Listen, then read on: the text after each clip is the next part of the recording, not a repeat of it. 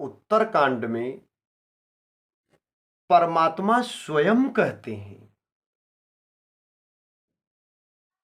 उत्तरकांड में भगवान श्री रामचंद्र जी स्वयं कहते हैं। काकभुसुंडी जी ने गरुड़ जी से जो कहा उसे स्वयं भगवान श्री रामचंद्र जी कहते हैं। उसे कोई संत महात्मा नहीं, गोस्वामी जी नहीं, वाल्मीकि जी नहीं, भारद्वाज मुनि नहीं, कोई संत नहीं कहा, कोई देवता नहीं कहा, कोई विद्वान नहीं कहा, स्वयं भगवान कहते हैं। उत्तरकांड में भगवान स्वयं कहते हैं। क्या कहते हैं? उन्होंने कई बार कहा है, जो शंकर जी का प्रिय होता है, जो शंकर जी की भक्ति करता है, जो भगवान भोलेनाथ की भक्ति करता है, वह मेरे लिए प्रिय होता है। वह मेरे लिए प्रिय होता है, वह मुझे बड़ा प्रिय लगता है।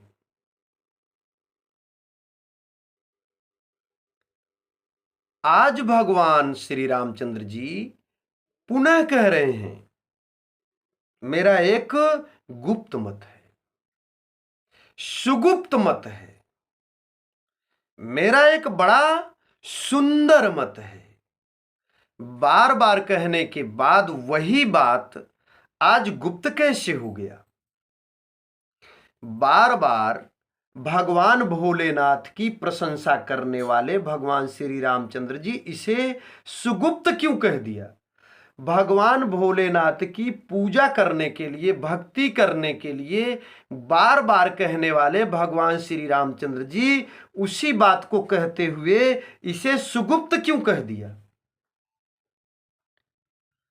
भगवान श्री रामचंद्र जी कहते हैं, मेरा एक सुगुप्त मत है, अर्थात मेरा एक बड़ा सुंदर मत है, जिसे आज तक मैंने किसी से कहा नहीं है।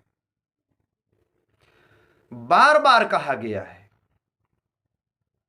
भगवान भोलेनाथ की भक्ति मेरे लिए प्रिय है। पर वही बात आज भगवान श्री रामचंद्र जी जब कहने जा रहे हैं तो इसे गुप्त क्यों कह दिया? आपके नजरों में यह वही बात हो सकती है, पर उनके कहने का भाव ही बिल्कुल अलग है। उन्होंने कहा, मेरा एक सुंदर मत है जो गुप्त है, जिसे मैंने आज तक किसी से कहा नहीं, पर आज हाथ जोड़कर कहना चाहता हूं, आप लोग मेरी ये बात सुने जरूर। मेरी बात को मानिए या न मानिए, पर मेरी बात को सुनिए जरूर। मैं हाथ जोड़कर कह रहा हूं। कहूं सभई कर जोर, सबसे मैं हाथ जोड़कर कह रहा हूं, क्योंकि मेरा यह बड़ा ही सुंदर मत है। क्या सुंदर मत है? शंकर भजन बिन मेरी भक्ति असंभव है। शंकर जी की भक्ति करने वाला तो मेरे लिए प्रिय है, पर शंकर भजन बिन मेरी भक्ति अप्रिय है।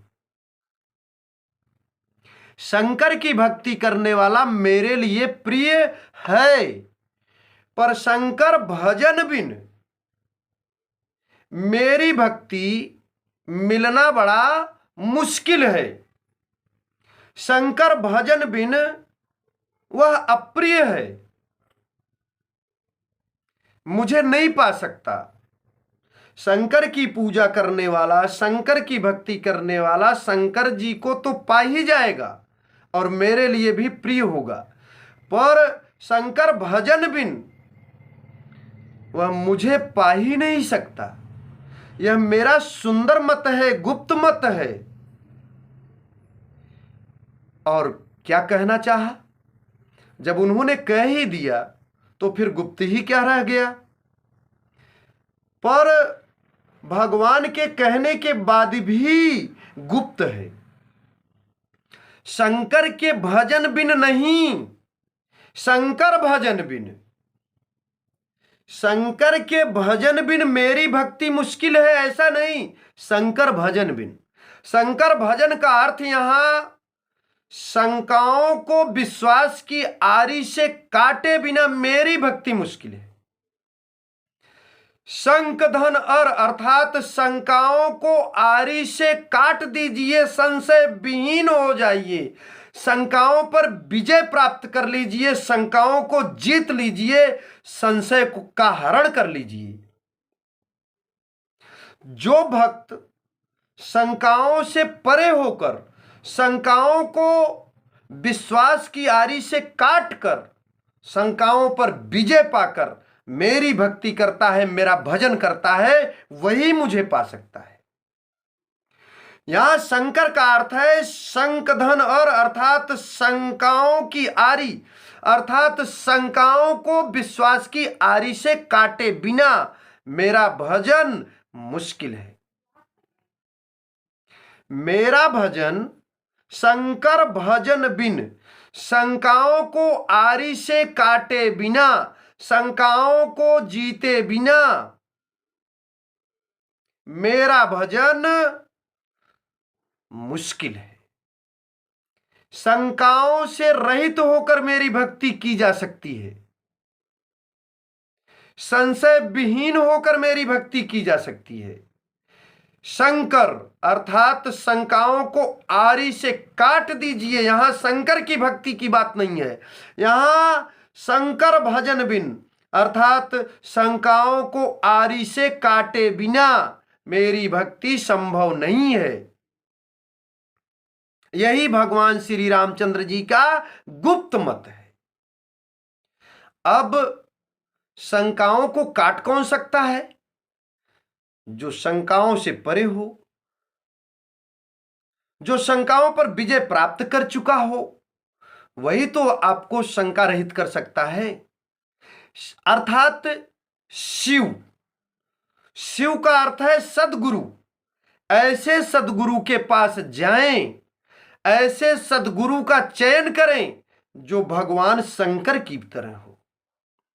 भगवान शंकर जी कहते हैं, कहूं उमा में अनुभव अपना, सत हरि भजन जगत सब सपना। भगवान शंकर को भगवान राम पर कोई शंका है ही नहीं, शंकाहीन है वह, इसीलिए उन्हें शिव कहा गया, सद्गुरु कहा गया। शिव का अर्थ सद्गुरु से है, और ऐसे सद्गुरु का चयन करें जो संशय विहीन हो, जो शंकर भजन करते हो, जो शंकाओं को जीत लिए हों, जो शंकाओं को विश्वास की यारी से काट चुके हों। अगर आप ऐसा भजन करते हैं तो भगवान राम निश्चित आपको मिल जाएंगे।